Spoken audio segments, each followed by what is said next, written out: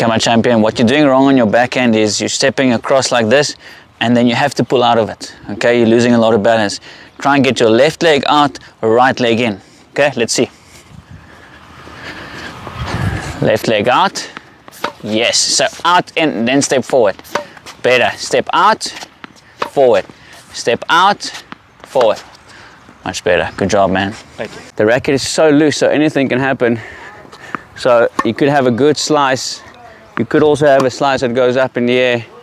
And you could have sometimes a decent one like that, all right? But especially if your slice is not advanced yet and you want to just make sure it's solid, cock up your wrist. What happens is now it's so stable throughout the contact point, and if you watch many pros, it's easier to knife down with your shoulder, but then obviously you're going into another tip, but you're going to knife down. The cocked up wrist just keeps it so strong on contact point. So this is what it will look like. So up and through. Notice how there's even a different sound on the slice. One more. There, a kick serve is when you can go from low to high over the ball. So the ball toss is correct, but they contacted too high and then they can't brush up, so it will look like this. So you might get it in sometimes, but your contact point's too high. I'll show you one more. Contact point's too high, you're not getting that upwards kick, especially if you want height on your kick. So what I'm going to do is now, I'm going to just same ball toss, but I'm going to allow the ball to drop lower. When the ball is lower, it's easier for me to contact and go up and over. Okay, same ball toss, but I'm waiting a little bit longer. So now that ball's a lot heavier on that side.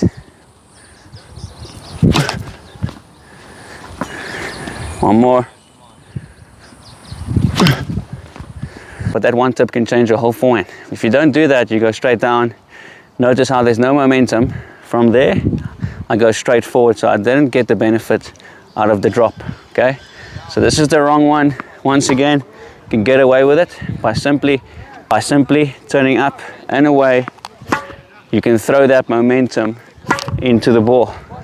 Notice how the racket drops automatically and then just accelerates into the ball. So that was for power, but by simply doing that, you'll get more topspin as well. Guys, check if you can see the different contact points. Eastern forehand, semi-western forehand, full western forehand. This one is very, very common. Double-handed backhand players step across and they are so stuck, okay? You cannot you cannot reach your full potential on your double-handed backhand if you're stuck, because you can't swing. If you like close stance is fine, but step forward. How do you step forward? You step forward by going out and then in. Very, very common problem, okay? So instead of doing this, stuck, can't really swing. Can you get away with it? Yes, you can sometimes. But if you're in the right position, make very, very sure that you go out and then I can step forward to the ball, okay? Out, step forward to the ball. So common mistake is stepping across. Fix it by simply getting behind the ball, out and in. I'll show you one more. Instead of the right hand being on bevel 2, which is perfect position for a good double-handed backhand, players sometimes slip to bevel number 3. All right, so what happens is, look at my wrist. It's too loose, and then that's when you see players end up doing this with their wrists. They're try and scoop the ball. Very dangerous. Not very comfortable to brush the ball. So your backhand will end up looking like this. You can get lucky, but it's going to be very slappy. You're going to end up trying to pull it like this to compensate for the wrong right hand grip. By simply going back to number 2, it all just molds together. Your contact point, the arms, the hands, everything is comfortable. Remember, in tennis, if something feels comfortable, more often than not, it is right. Not always, but more often than not. So now you've got both grips in the right position. It's easier for you to go down the line, and it's easier for you to go cross court. Hey guys, this is one of my personal favorites. It depends on how you think about it, how you talk about it, but it's basically watching the ball all the way to the strings and then staying there. Most people can't. Their eyes aren't quick enough. Their eyes aren't quick enough to actually see the ball on the strings, but you can try. So one way to think about it is, I want to see the ball on my strings, and then I want to finish the shot before I look up. Or keep your head still, keep your head down, however you want to look at it. So instead of immediately checking out where the ball's going, by simply trying to see the ball on your strings and then releasing afterwards, and then looking up, you can gain your rhythm back. Same on the backhand, okay? You don't want to try and see where the ball's going. Can I see the ball on my strings? And then keep my head there. Be careful not to rush your serve. Players end up rushing their serve when they're under pressure, and they're trying to get it in. What that does is takes away all your timing, all your rhythm, okay? There's a lot of ways to fix it. One way is you can count 1, 2, 3, slow down your swing, 1, 2, 3, or you could just have the feeling of putting weight on the back leg and then going forward. I like the second one, so weight on the back leg and then forward, okay? Weight on the back leg, then forward. That's going to give you a lot more timing and rhythm. Weight, boom. And last one, weight, boom. All right, don't rush your serve, take your time, especially under pressure. You probably guessed right, the Eastern is the easiest on the low ball. Why? Because it's natural, the strings are open on the low ball, and I'm the strongest here. Okay, as you go higher, it becomes harder and harder. The very high ball with the Eastern is the most difficult, but because it's unnatural up there, it's more natural here. That's why you'll watch players as a junior and they're short, they revert to the full Western because all the balls are high, and it's very easy to hit the high ball. As they grow up and taller, quite more often than not, they have to change the grip a little bit back in order to manage the lower balls. Check out this common mistake that most of you are probably making if you're struggling with accuracy. The body naturally, when you serve, the body naturally wants to fall to the left. Okay, so players don't realize it, but they serve and then they do that, okay? They might get lucky with timing, but falling to the left because the body naturally wants to do that, okay? What's going to help you so much is if you land on your left leg and you are able to keep your balance. If you fall anywhere, rather fall a bit to the right, okay? So I'm landing on my left, balance, okay? No, I'm not falling to the left at all. And through, okay? One more on my left, balance. If I take that last step, it's forward or to the right, but I'm never falling to the left. A lot of players don't realize they are not getting enough power because they're not getting weight on their back leg, so they end up just serving like this. So they're serving all the weights going to the front leg. It's also going to cause you to rush it. And if all my weight's on the front leg, the ball will also go down and anything can happen, okay? Again, you're going to get a lot more rhythm, especially power, if you feel the trophy, if you feel like you're putting weight on the back leg before you're hitting it. Down. Look at my back leg. Down. One more, putting weight on the back leg. First one might be a beginner one, but you're using the forehand grip, and maybe not even the forehand grip, but even Eastern, it's too flat. It's not going to help your serve. You're going to open up your racket at the back and the ball's going to go all over the place. You're never going to get enough power or spin. So if your serve looks something like this, change your grip to bevel number 2 at least. This is going to help you to keep your strings closed on the preparation. It's going to help you keep your racket on edge. It's going to help you to get a lot of snap. All right, so it will look a bit more like this.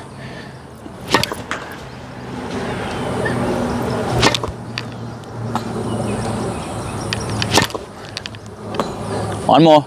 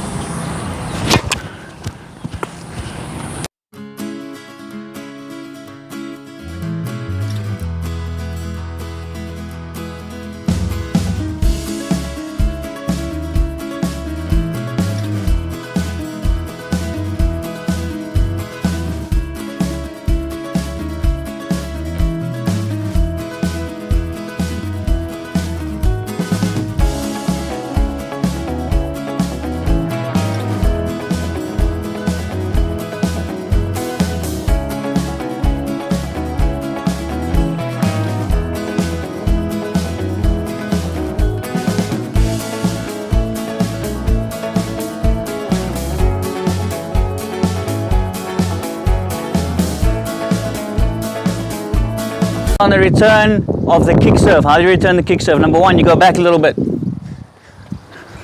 Back. Wow, pick it up, okay? Number two, you take it very early, still brush over it. Okay, last option, step in, slice.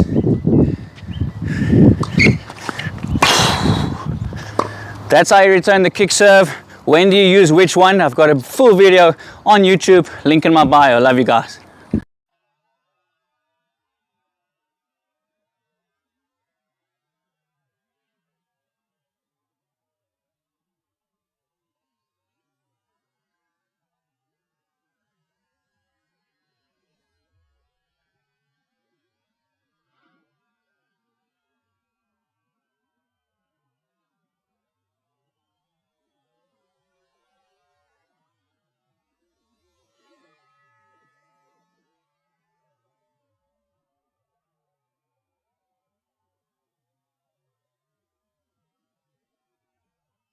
Guys, struggling to get topspin on your forehand?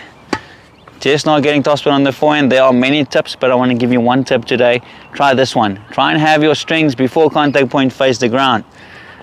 Have your strings face the ground before contact point. That really helps you to get the lag, helps you to get a lot of topspin. Boom, strings to the ground.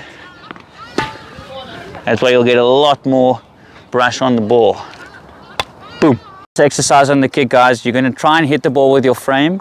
You can hit it with your frame. If you miss, no problem. It's just for the feel. The idea is get your frame to the ball and past. Okay, and there we go. Can I get my frame to hit? There we go. Can I get my frame to hit the ball? Once you've done a couple of those, this is going to teach you how to not open your strings too soon. Once you get that feeling, then you go into your normal. There we go. And again, that's right.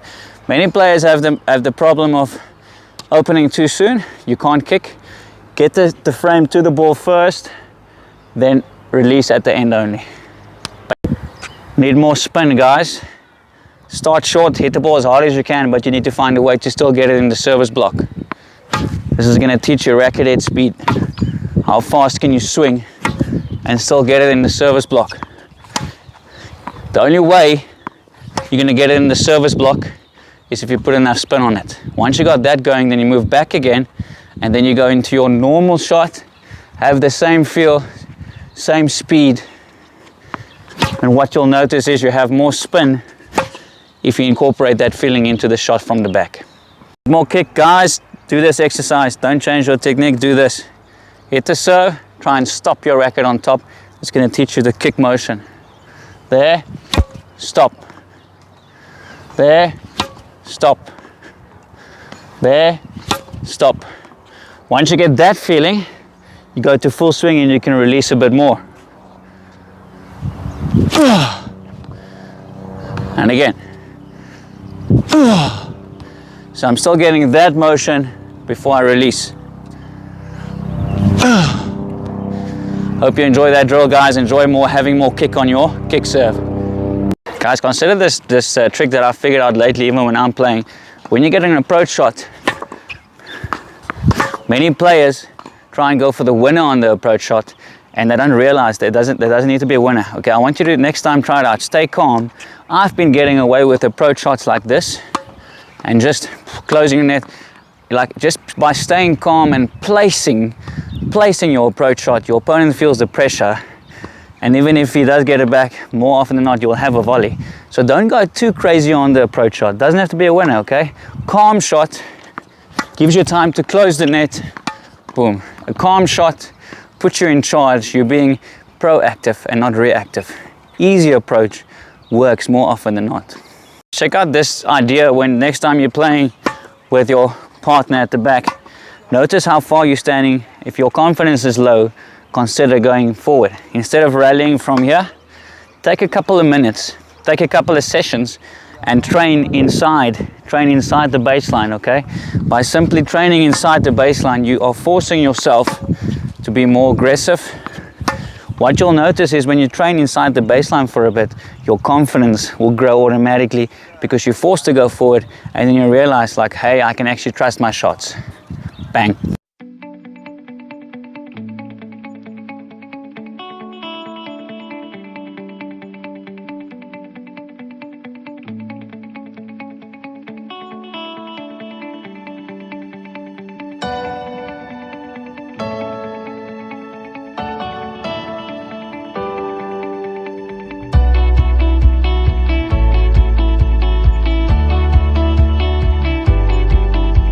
When you're going down the line single backhand, notice how you're staying sideways, right? You're staying sideways. Now on the cross court one, you should open up right, wrong. Even on the cross court, you need to stay sideways, okay?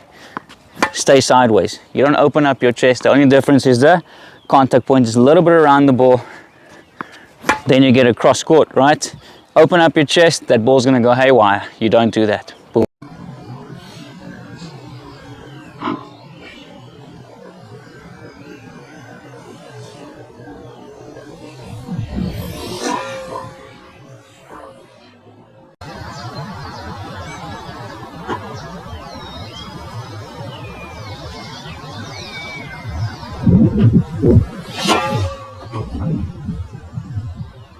Check out this forehand timing tip, guys. I want you to hit a couple of balls out, okay? If you're not feeling good on your forehand, learn how to trust it again.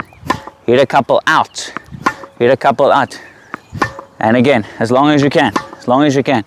Why am I doing that? I'm learning how to trust my swing again. Once you've hit a couple of balls long, then that same feel, but now you bring it down again. Bring it down again. Bring it down again. One more. Okay, what that's going to do is it's going to teach you to trust your forehand again.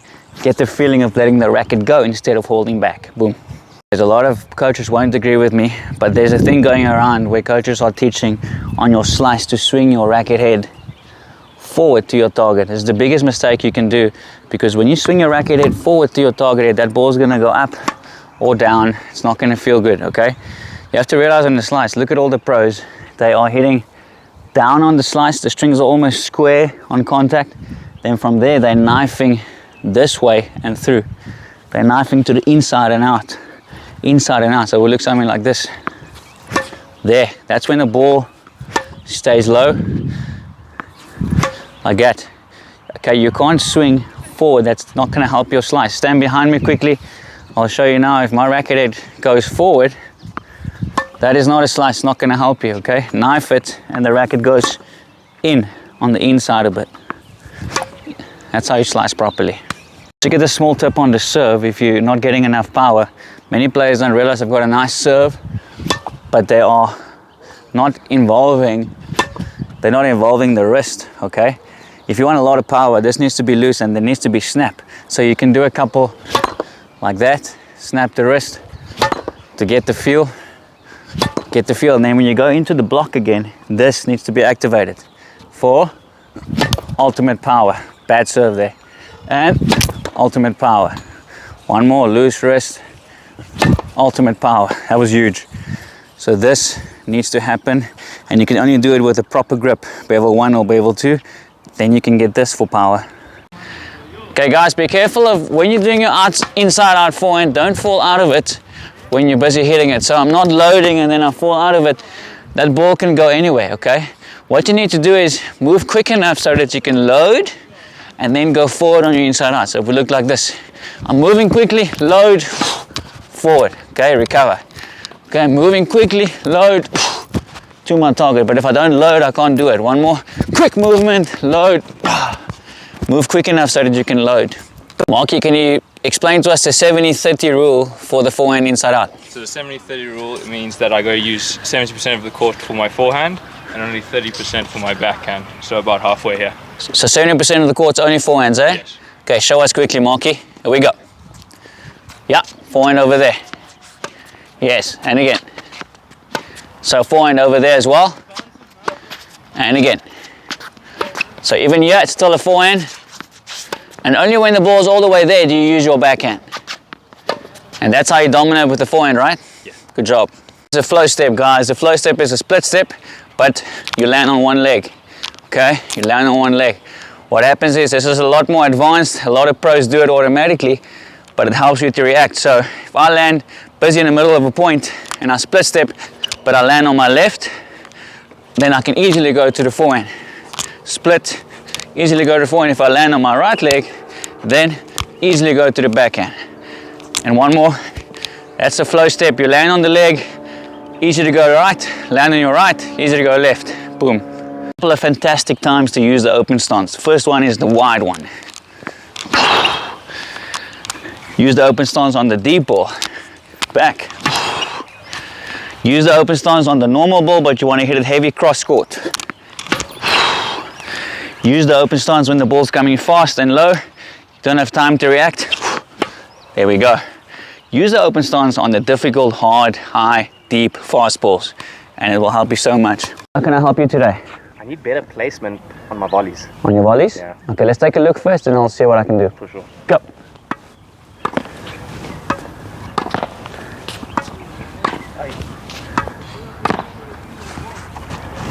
First thing I want you to look at your hand. You see what you're doing is you're holding it like a bicycle. There's no placement. The hand needs to become one with the racket. So racket long, hand long, long fingers. There we go. That's going to help you. Already feels better. Feels good, eh? Yeah. It's like a glove. And long hand fits like a glove. Oh, all of a sudden now you're in control of the racket. And again, yes, one more. Is that better? Miles better. Racket high five. Well done, champ. Cheers. Boom. Okay, champ, what do you need help with, man? I'm really struggling to return, but more importantly, like keep the balls in. I make contact, but they're just spraying everywhere. On return to serve? Yeah. Let's take a look. Awesome. Oh. Next. And again. Go. Okay, my champ. You know what? You actually have a lot of talent. You contact the ball nice and clean, but the reason why you're missing all of them is your turn is way too big, man. On the return to serve, half swing, short back swing, long follow through. Short back swing, long follow through. Want to try that out? All right, let's give it a go. Okay, please show me. Short, long. Yes, one more. Yes, okay, let's check it out. Go. So much better. Go. Lift, that's it. And again. Yes, good. And again, short, lift, short. Yes, short. And again, short. Much better. All right, you see that? It's like a long volley, hey? Yeah, much better. Guys, on the very short ball, sometimes players make the mistake of finishing too high on the very short ball and it makes it hard for you, okay? You can, on the short ball, you can rip the ball with a little bit of a shorter finisher racket head speed. As long as there's a stage where your racket is still going forward and up, as long as that still happens, then you can actually rip it down. So look at my racket, still goes up and forward, but then I release down. So don't go too high on the short ball, you can go down. Guys, be careful of making the mistake on the high single-handed backhand. Many players try and pull the ball down because they feel weak and they're trying to pull it down. Even if you get it in, it's going to be short, there's going to be nothing on it. What you want to do on the high single-handed backhand is you want to push your opponent back. So you get back in the point, you do that by hitting back up. Okay, you got to hit up, not down. There's the high ball. I'm hitting back up in the same direction. There's the high ball. I'm hitting back up in the same direction. That's how you really go from defense to offense on the single-handed backhand. You're weaker, but trust it, make sure you're hitting up. Guys, depending on what type of player you are, I want you to be careful to not make the mistake of thinking that if you hit the ball flat and hard all the time, it's more effective. It's actually not. If you hit the ball flat and low all the time, it's going to be in your opponent's hitting zone. It's going to look good, but it's not going to be effective. Consider hitting 80% of your shots high, heavy. You're still hitting the ball, but you're putting more spin on it. You're getting it deep. Now the opponent's going to feel the pressure. It's going to feel him pushing back 80% of the time. Then, when the time is right, that's when you go for the 20% flat hard. Try that out.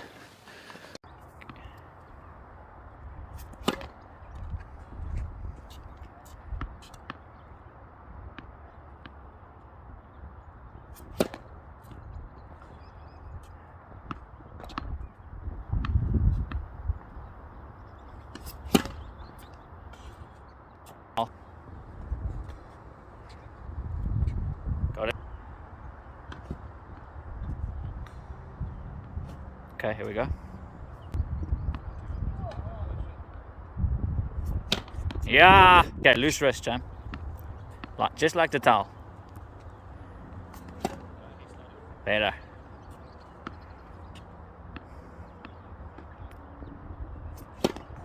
And again. Loosen it up. Pretend like you got a towel in your hand. Good serve. Okay, my champions, on the forehand, be careful if your left hand is on the racket, be careful not to let it go too soon. If you let it go too soon, you lose rhythm and you open up. It will look something like this. There, it's too soon. There, I'm releasing my racket way too soon. This is gonna break rhythm, it's gonna break momentum. Keep the left hand on the racket, and then as the ball bounces, you release, okay? Keep it, bounce, release. Keep on the bounce, I release my left arm. All right, so I'm holding it, only on the bounce, I release. So you hold the racket, only on the bounce, you release. A lot of players make this mistake. They really try and hit the ball hard. They try and hit the ball hard instead of fast. If you try and hit the ball hard, you're gonna miss. You're gonna use too much muscle. Change your mind from hard to fast. How fast can you swing your racket from here through? Okay, not hard, fast. I'm thinking about fast, not hard. I'm thinking about racket head speed, not hard. I want to swing my racket fast, not hard. Don't muscle it, swing your racket fast. That's where there's magic. Guys, quick tip on the serve. Too many players, they don't realize it, but they're holding the racket a little bit too high. You're losing out on power and racket head speed. Okay, by simply taking the racket a little bit lower, there, now you're gonna get more snap, swing, and power.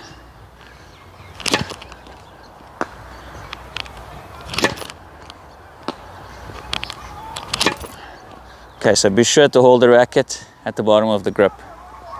Okay guys, backhands, continental backhand grip,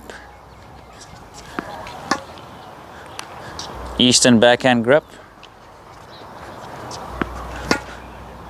semi-western backhand grip. Let me know which one you use.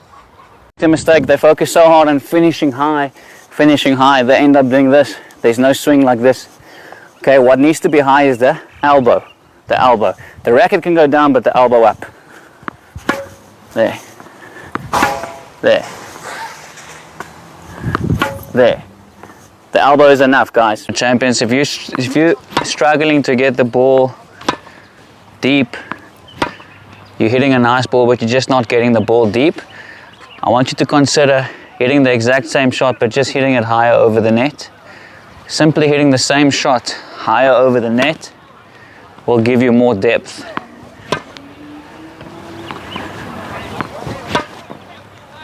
So by simply just hitting the ball a little bit higher, exact same stroke, immediately, automatically you get more depth. As if you're unsure of where to turn on your forehand, I want to make it very simple today. Just make sure that you're not having your elbow too close to you. Elbow is too close to you, losing out on power, racket head speed. Now if you're unsure of how high should it be, don't overthink it. As long as your elbow is away from you, it will be high enough and you'll get enough power and spin. So elbow away, then you hit it. Elbow away. I'll show you one more. Elbow away. So instead of overthinking where your elbow should be, just make sure it's far enough from the body.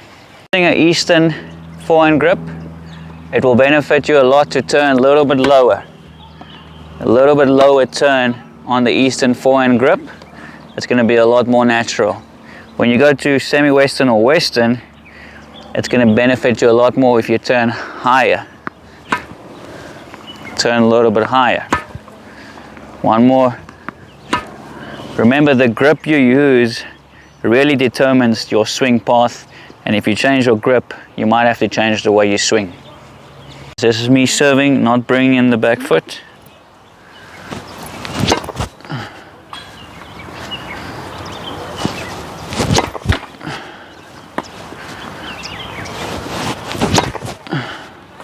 This is me bringing in the back foot.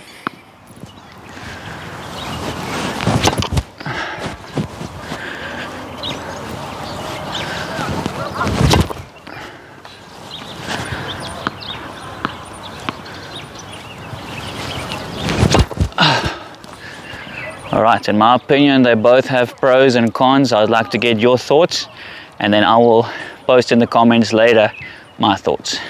Okay guys, continental grip for kick serve you can get away with, but it's not ideal. Let me show you quick.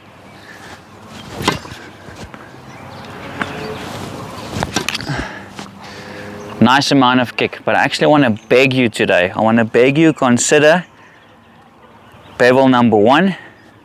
Almost, it's like an Eastern backhand grip. Consider using that for your kick serve.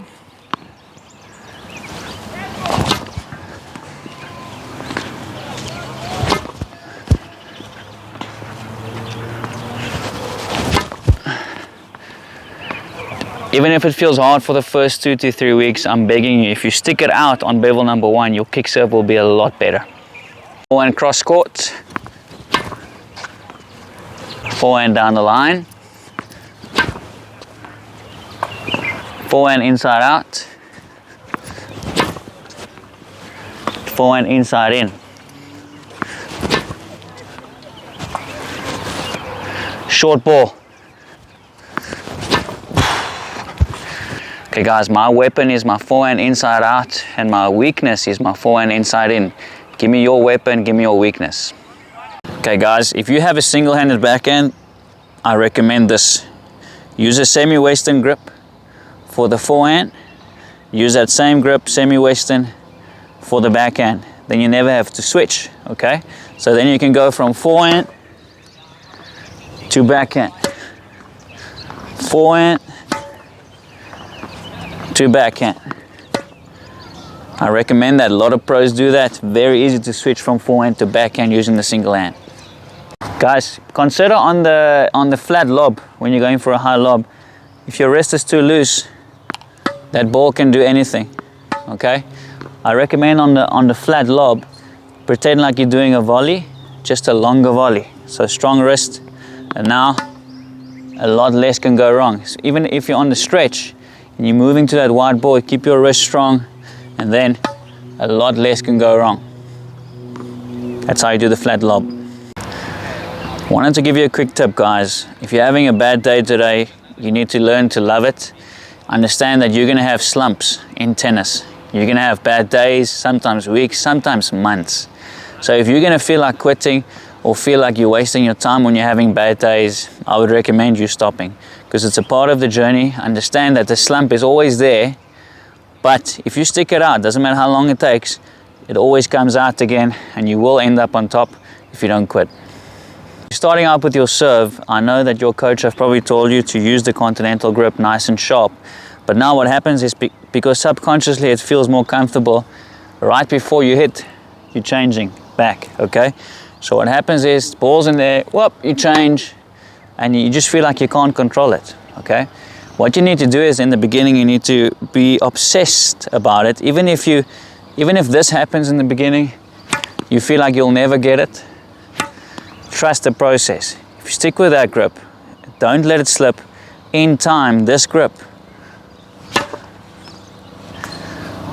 is going to feel much better than the old grip ever felt. Stick with it. Many players, when they think about the slice, they're thinking backspin, they're thinking underspin as much as possible. But then what happens is the ball just sits up, okay? When you're talking about the slice, it needs to feel like you're hitting down. Don't worry too much about the chipping part or the slicing part. Feel like you're hitting down. What then happens is that ball is going to stay low, and your opponent is going to find it hard to lift it. Hit down, knife it down. Stop trying to go under. This tip on the backhand lob, guys, instead of trying to pull the lob with your whole body or pulling your head away, relax. Keep your head down, let the racket do the work. Staying down, going for the lob. Keeping my head down, going for the lob. So now the opponent also can't see the lob coming. And that's how you do the lob. Check out this quick tip on the backhand switch, okay? Have your forehand grip ready, have your backhand grip ready on bevel 7. So now, if the ball comes to your backhand, it's a small switch with your right hand. Small switch with your right hand. If the ball comes to your forehand, you just let the left hand go. Put your left hand back, always ready, for that quick, small little switch. That's how you switch very quickly. Now on the lob, which one do you think is more effective? The lower one with topspin,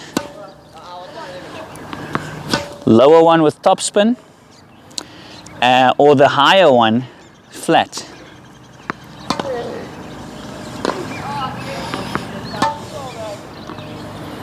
All right, they both have pros and cons. Let me know what you think. This little tip on the serve, many players, they actually jump and then they hit the ball on their way down, so you lose out on all the power. So you jump, hit the ball on your way down. So you're jumping, but it's not helping you. Okay, so what the legs are actually there to help you jump through the ball. So when I jump, I need to hit the ball while I'm going up. There, jumping through the ball for power.